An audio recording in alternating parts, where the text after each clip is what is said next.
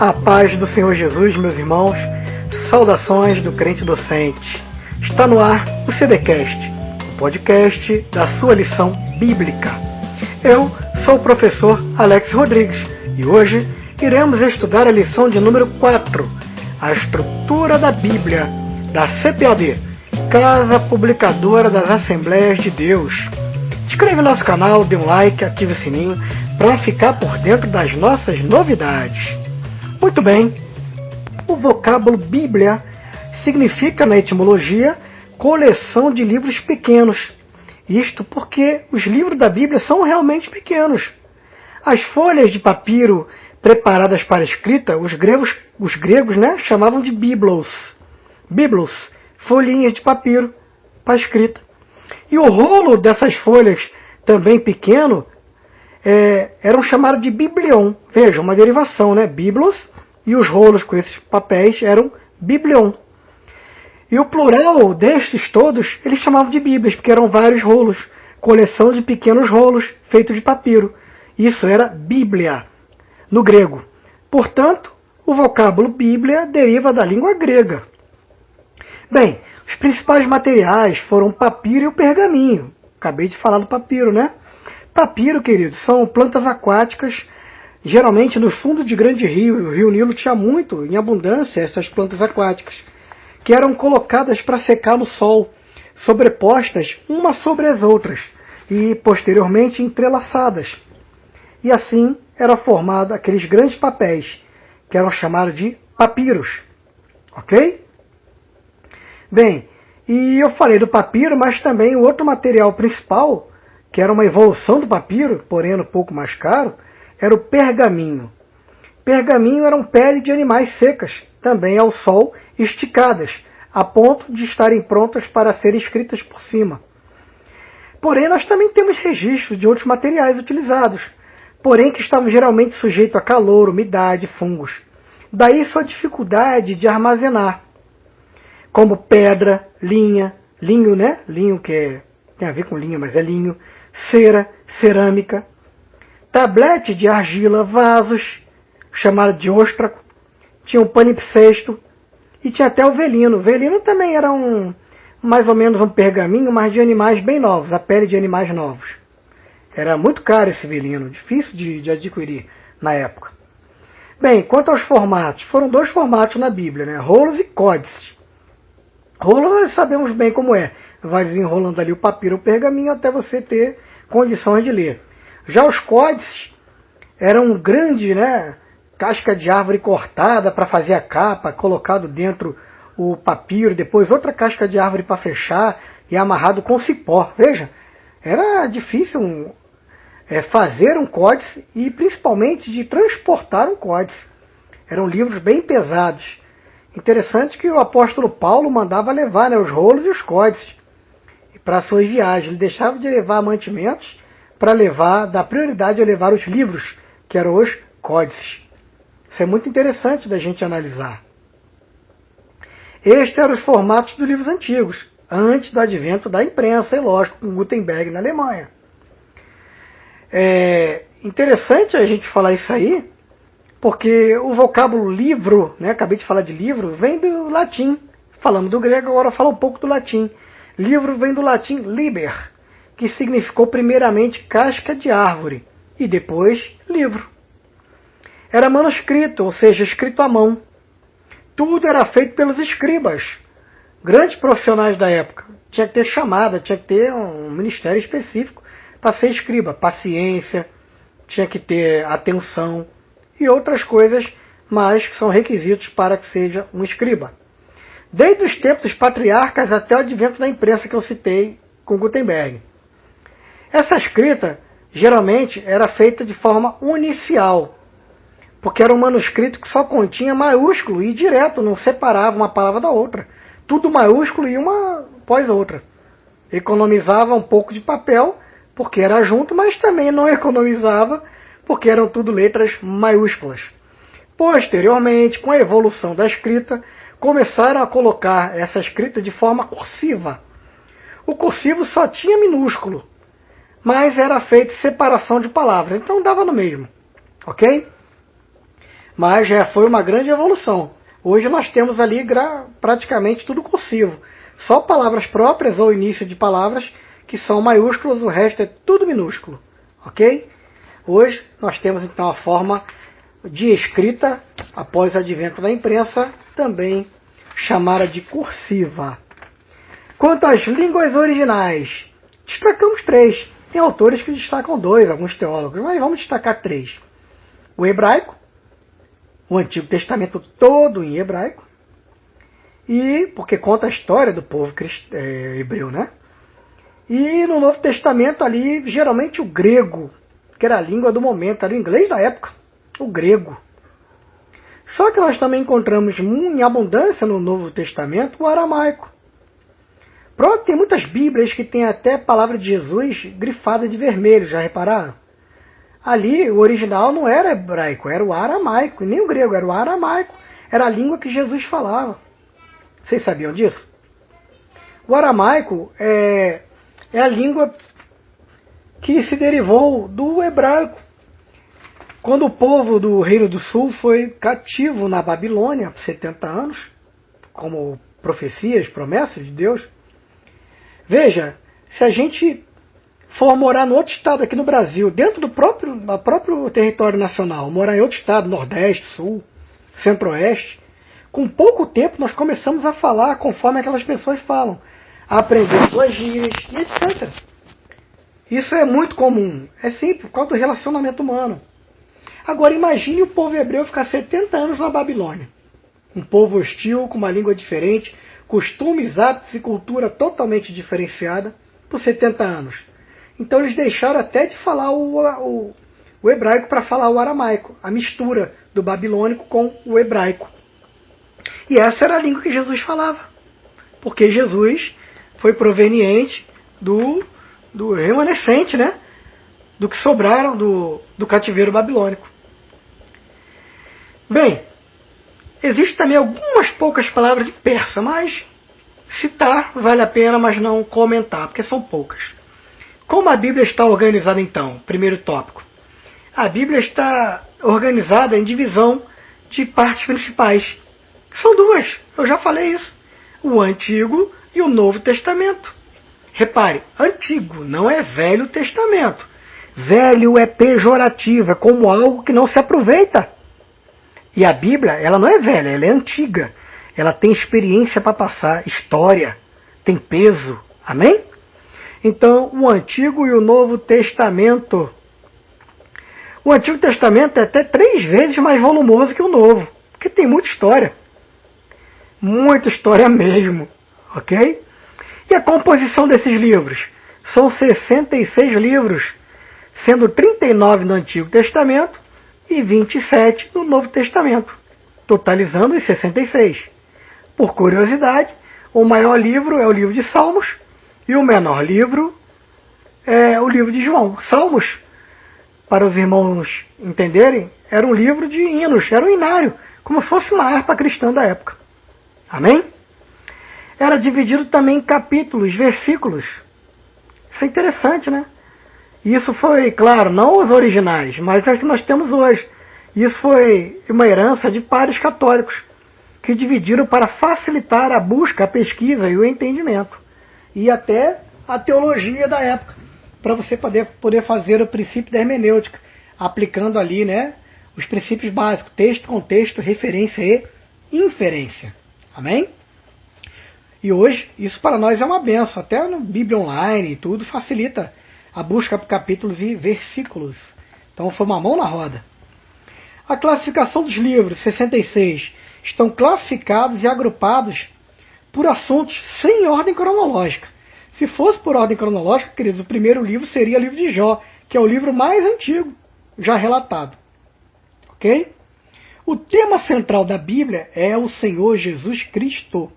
Ele mesmo declarou isso em Lucas 24. Ali do 27 ao 44 você entende lendo. E você vê perfeitamente também, claramente, em João 5,39.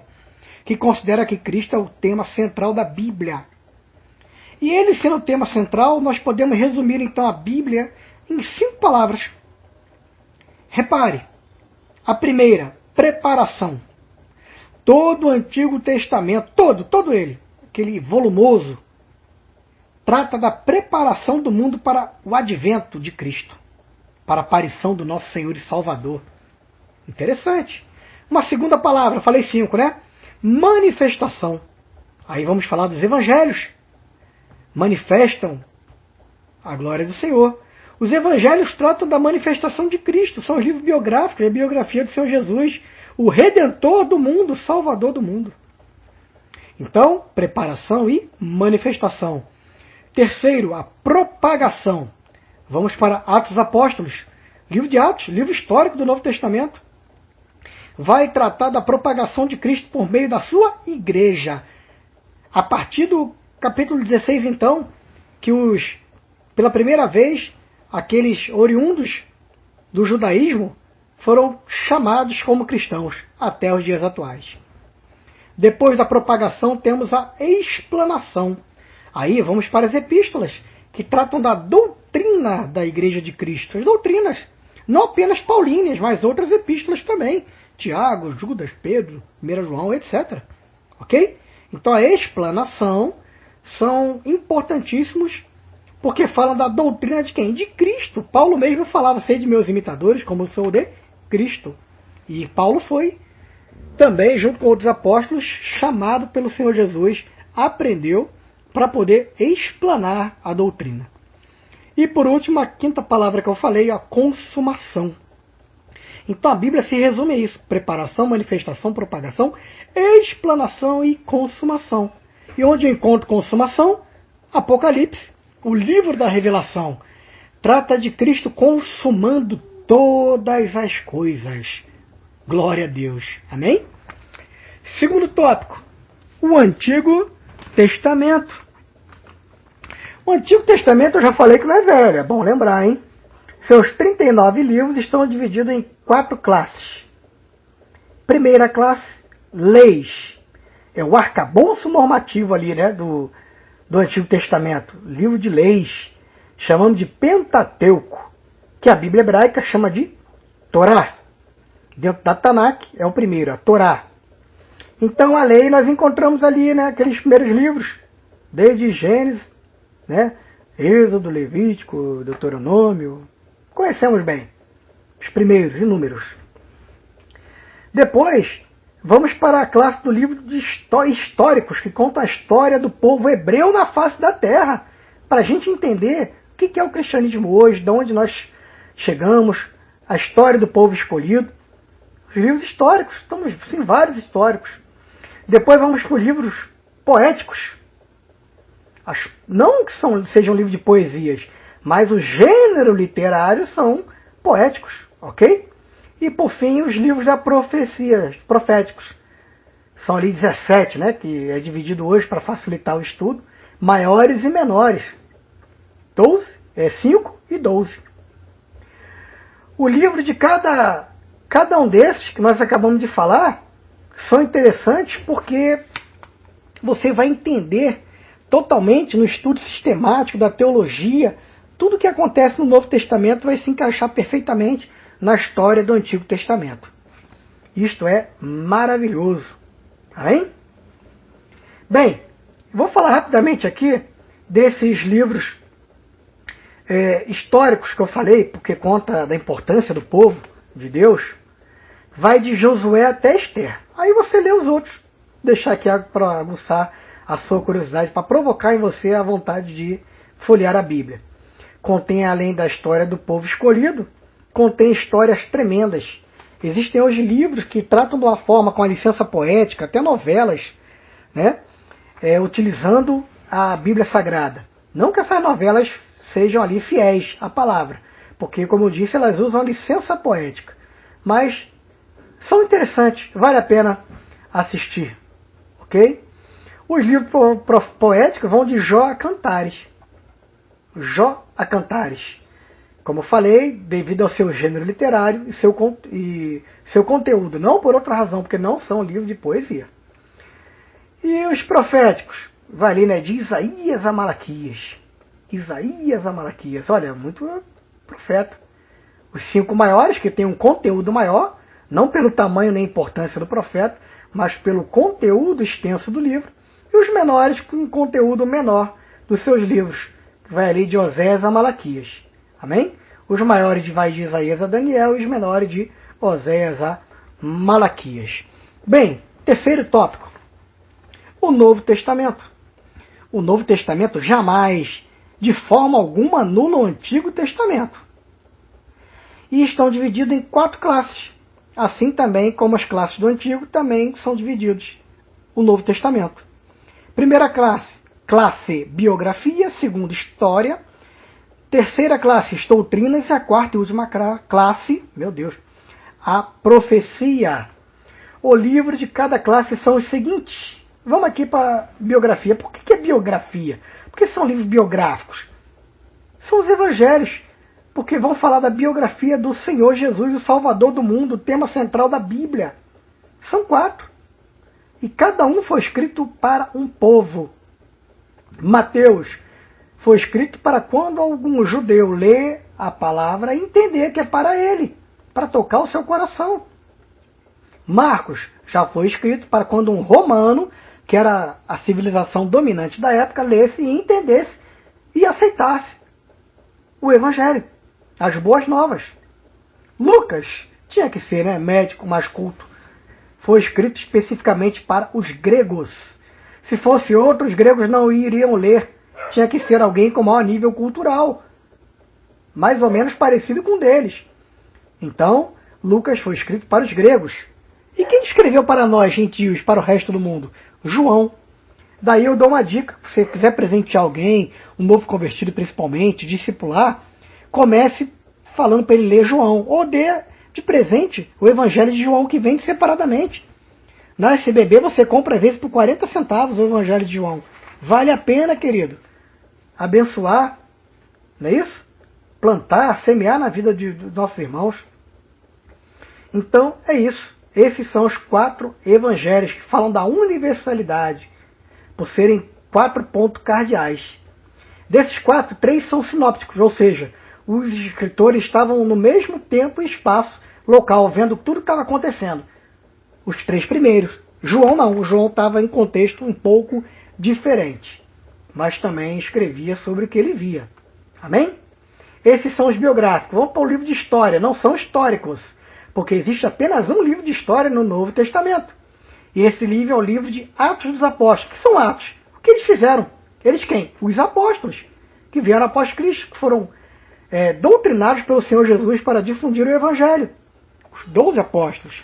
Lógico que Judas morreu e foi completo novamente os 12 ali com a escolha, o sorteio de Matias. Ele registra a história da igreja primitiva, seu viver e agir. Toda a história da igreja primitiva, o sofrimento, perseguição, crescimento com qualidade e quantidade, tudo isso está registrado no livro de Atos dos Apóstolos, que é o livro de história. Depois vem a doutrina, são 21 livros, chamados de epístolas ou cartas. Vai de Romanos a Judas. A maioria, grande maioria, escrita por Paulo. Hebreus, não sabemos quem escreveu. Alguns dizem que foi Lucas, outros dizem que foi Paulo. Não sabemos. Tem para mim, pelo conteúdo literário, a semelhança com Lucas. Amém? Uma dessas cartas são dirigidas às igrejas, outras a pessoas específicas, ou seja, indivíduos específicos. E tem 7 ainda que vão de Tiago a Judas. São chamadas universais ou gerais. Cartas ou epístolas universais ou gerais. Falam da doutrina. E o livro de profecia? Apenas um. Profecia do fim dos tempos. A revelação, que é o Apocalipse. Esta palavra trata da volta pessoal do Senhor Jesus à Terra, da parousia, isto é, a sua revelação, sua manifestação do Rei, visivelmente falando. Apocalipse. Glória a Deus. Bem, vamos partindo para o final. Não fazem parte do cânon sagrado, tudo que nós falamos agora fazem parte do cânon sagrado. Os 66 livros, cânon, porque era a medida padrão no grego. Cânon significa padrão. Ou seja, a estrutura da Bíblia e seus livros são padrões para a igreja. Aí você me fala, mas, professor Alex, Por que na Bíblia Católica tem livros a mais? 7 e alguns acréscimos. Eu lhe respondo. Estes são chamados livros apócrifos ou deuterocanômicos ou ainda pseudepígrafos, que são escondidos ou que não se provou sua autenticidade ou que foram colocados lá por um motivo. Eu vou dar um motivo para vocês aqui. Existiam na antiguidade concílios. Concílios eram assembleias, reuniões do alto comando, do alto cargo dos bispos católicos, dos cardeais. Ok? Os cardeais que mandavam no mundo, principalmente na Idade Média. Um desses concílios foi na Itália, chamado Trento. Foi de 1545 a 1563, ou seja, 18 anos. Os cardeais ficaram escolhendo entre os mais de 50 apócrifos sem autenticidade quais eles iriam colocar a mais na Bíblia, para aumentar um pouco a Bíblia, para expandir a palavra de Deus. Ou seja, eles escolheram os que favoreciam seus planos, como da construção da Basílica de São Pedro, hoje lá em Roma, o atual Vaticano. Não devemos confundir apócrifos cujo conteúdo tem uma riqueza histórica. Tem, mas não tem como provar sua autenticidade, como sendo um livro de Deus. O autor foi Deus, não tem como. Podem ter até um conteúdo histórico. Já esses pseudepígrafos, e dentro dos apócrifos, nós temos pseudepígrafos. E o deuterocanônico significa que foram os escolhidos falsamente para serem acrescentados na Bíblia Sagrada. Deus deixou bem claro nas Escrituras. Olha que perigo. Olha que perigo. Esses membros do clero vêm sofrendo até hoje. Gálatas 1:8 diz que se algum anjo do céu, vou repetir, anjo do céu, a Bíblia não fala de demônio não. Diz que se um anjo de Deus lá anunciar outro evangelho além deste, é anátema. Anátema, meus irmãos, é maldição. Cuidado. Maldição, se alguém acrescentar ou tirar alguma coisa. E esses padres fizeram isso em 1545. Ou Apocalipse lá 22, 18 a 19. Se alguém acrescentar algo ou retirar algo deste livro já aqui, da revelação, vai sofrer as mesmas consequências negativas. Choro e ranger de dentes, arder no mármore do inferno. Olha que perigo estão correndo nossos irmãos que acreditam nesses livros que não são canônicos. Não fazem parte do cânon sagrado, não foram dados por Deus. Foram colocados 1545 anos depois da Bíblia pronta. Que perigo, meus irmãos. Amém? Bem, gostaria, após esse desabafo, terminar agradecendo a você que esteve conosco. E não esqueça de seguir o Crente Docente no Instagram, Facebook, YouTube, todas as nossas redes sociais. E até a próxima lição, querendo Deus. Grande abraço.